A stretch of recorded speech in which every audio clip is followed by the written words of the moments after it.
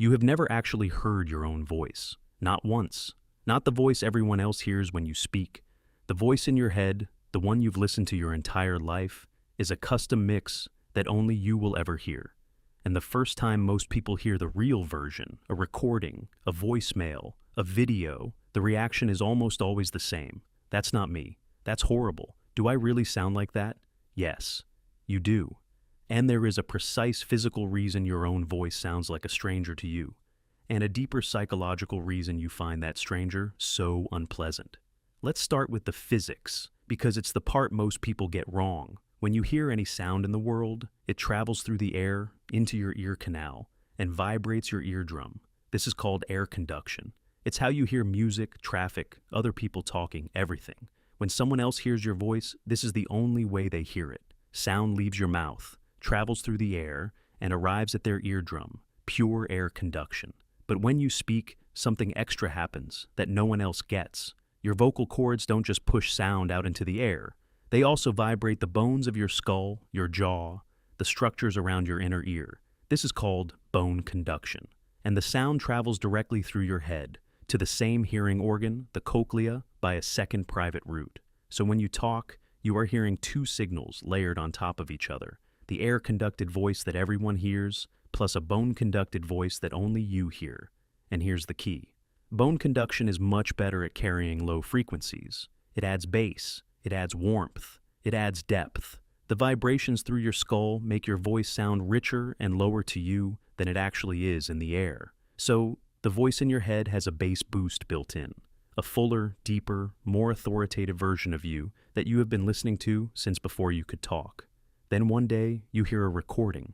A microphone only captures the air-conducted sound, the version everyone else hears. The bone conduction is gone, the bass disappears, and suddenly your voice sounds thinner, higher, weaker, nasal, almost childish compared to the version you know.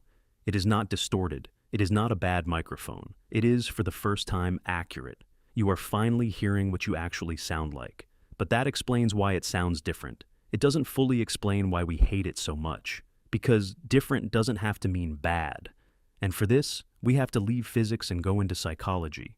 The first reason is something called the mere exposure effect, discovered by psychologist Robert Zajonc in the 1960s. The principle is simple. The more familiar we are with something, the more we tend to like it. Familiarity itself creates preference. You have heard your internal voice hundreds of thousands of times. It is one of the most familiar sounds in your entire life. The recorded voice is a near stranger. It violates the version your brain has filed away as me. So part of the discomfort is just that. A mismatch between the expected sound and the real one. Your brain flinches at the unfamiliar copy of something it knows intimately. But there is a second, stranger layer, and it was identified all the way back in 1966 by two researchers named Philip Holtzman and Clyde Rousey. They had people listen to recordings of their own voices and measured their reactions. What they found went beyond pitch. People weren't just surprised that their voice sounded higher. They were genuinely unsettled. Holtzman and Rousey argued that hearing your recorded voice exposes things you can't control, hidden cues about your emotions, your anxiety, your personality, qualities that leak out in the sound that you normally never have to confront from the outside. They called it voice confrontation. When you hear the recording, you're not just hearing a different pitch. You're hearing yourself the way others hear you, stripped of the control you usually feel, and your brain reacts to that exposure with a kind of discomfort. It's the same family of feeling as seeing an unflattering candid photo, or watching yourself on video. The gap between your internal self-image and the external reality is suddenly undeniable. Now, here is the twist that proves the whole thing is in your head. In 2013, researchers Susan Hughes and Marissa Harrison ran an experiment on voice attractiveness.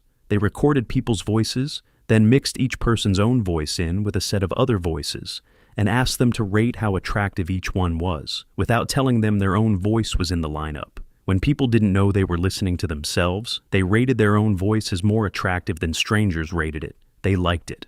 They just didn't recognize it. Think about what that means. The sound itself isn't the problem. When the identity tag is removed, when it's just a voice and not my voice, people find it perfectly pleasant, even appealing. The cringe was never really about frequencies. It's about the collision between who you think you are and the evidence of who you actually are. So, where does that leave you? With a slightly uncomfortable fact. Every person you have ever spoken to, your family, your friends, the love of your life, every teacher, every stranger, has only ever known you by the recorded voice. The thinner, higher one you can't stand.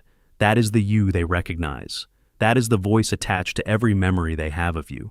The deep, warm voice in your head, the one you think is the real you, is a private concert no one else has ever attended. It doesn't exist outside your own skull. The strangest part isn't that you hate your recorded voice. It's that the voice you hate is the only one that was ever really yours to give. And the only person on earth who has never truly met it is you.